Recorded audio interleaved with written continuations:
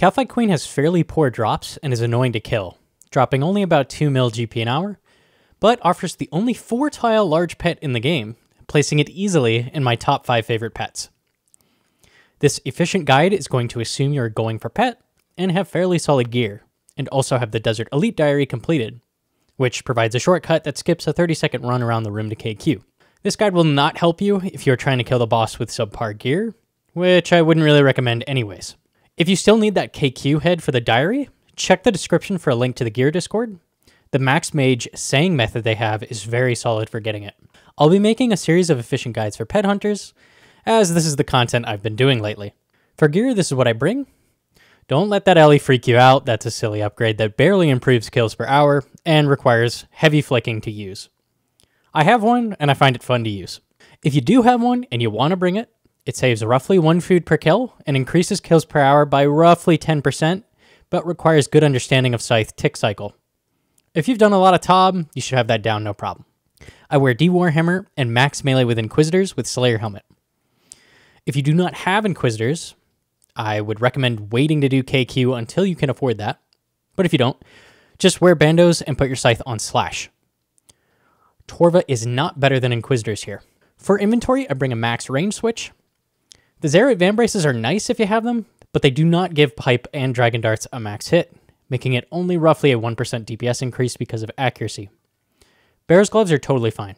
You definitely want Dragon Darts here. They're a 5% DPS increase over Amethyst. Suffering over Archer's Ring is because Suffering is actually better DPS due to recoil damage than the Archer's Ring is, and also provides some protection against KQ's melee attacks. Finally, I have Scythe. I don't recommend at all doing KQ without a Scythe if you have the diary done. A Vernix switch for Hammer Spec. Just camp this with no Ellie. Max Cape for a teleport out. Construction Cape or House Tabs are also equally good. Book of the Dead and Cosmic Blood Fire Runes for summoning Thralls. Venge is worse here than Thralls, so make sure you use those instead.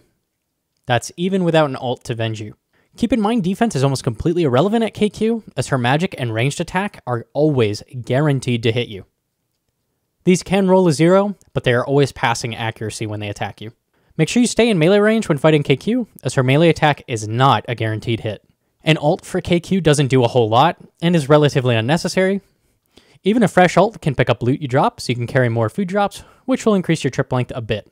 An ult that can also cast Venge is a plus. My ult just has an Earth Staff with a rune pouch with Astral and Death runes, and a pile of House Tabs. If your ult doesn't have Venge but has High Alchemy, you can bring that instead, so you don't need to bank with it ever. This method will involve killing KQ, then House Tabbing, restoring, and running back. KQ has a fairly long respawn timer anyways, so tabbing and getting spec back is faster kills per hour than waiting the respawn. If you are using an ult but they do not have Venge, you can just sit him inside of your house, and then when you teleport back after a kill, drop the KQ loot to him and run back. If your ult does have Venge, you cannot keep him in your house, as you lose the Venge when you leave your house, unfortunately. Just sit him in the start of the KQ nest. This requires a rope unless he has a diary done. Or wear Hit Points Cape and Regen Bracelet to out-heal the Desert Heat. Even if he is a low level, the workers are unaggressive if you choose to sit him in the nest, so that's not a problem. Keep in mind, ensouled Kalphite heads cannot be dropped to an ult, as they are untradeable until you bank them. So just leave those on the ground, as they are only worth about 1k anyways. An ult boosts kills per hour here by roughly 10% by extending your trip length, so they are definitely worth using if you have one, but are not necessary. Before I start a trip, I pre-pot Divine Super Combat and Ranging, as well as a dose of Antidote or Anti-Venom. This is in case the food drops I get last me long enough to dip into my final Divine doses, boosting trip length if you get lucky. You only need to pre-pot the Antidote, as KQ drops Super Anti-Poison pretty often anyways. Teleport to your house and restore, then use Fairy Ring BIQ to teleport near the Kalphite Hive. Have your Ellie equipped if you are using it. Run to the hole and climb down. Have your ult Venge you if you have one, and use the shortcut. As your character travels through the hole, throw on Protect from Melee and Piety. The Kalphite Guardians are quite accurate and can pop your Venge. Climb down this hole, run towards the other end of the arena where KQ should be. Once the first Guardian attacks you once, throw out Protect from Magic. When you see KQ attack you, switch your Ellie for a Vernic if you have that. Summon a Thrall and spec KQ. Going under before speccing a second time. You have about a 74% spec accuracy in this setup, so you almost always get both or at least one hammer to land. You have about a 5% chance to miss both hammers. If that happens, just still finish the kill. The thrall you summon doesn't matter here. Just don't summon the zombie, as it will waste time walking up to KQ. Switch to Scythe and attack KQ, going under every few attacks she does, as she has a 4-tick attack cycle, and Scythe is 5-tick. You want to go under her to eat as well if you drop below 31 HP at any point, as that is her max hit. If you are Ellie flicking, go under each attack. When you click on KQ to attack, when you see that XP drop, switch back to Ellie. Her attacks come out the tick after you attack if timed properly, so you can use it to block a ton of damage, especially considering she's almost guaranteed to hit you. You can optionally do a double switch to Suffering as you attack as well to reflect extra damage back at KQ and further reduce the melee attack's chance of landing. The Suffering does not need to go on the tick after you attack to reflect the damage, so the timing is pretty lenient. Just make sure you get that Ellie on first if you're doing that. After you finish phase 1, eat up to above either 70 HP or 90 HP. 70 if you hit both hammers, and 90 if you hit only 1 or 0.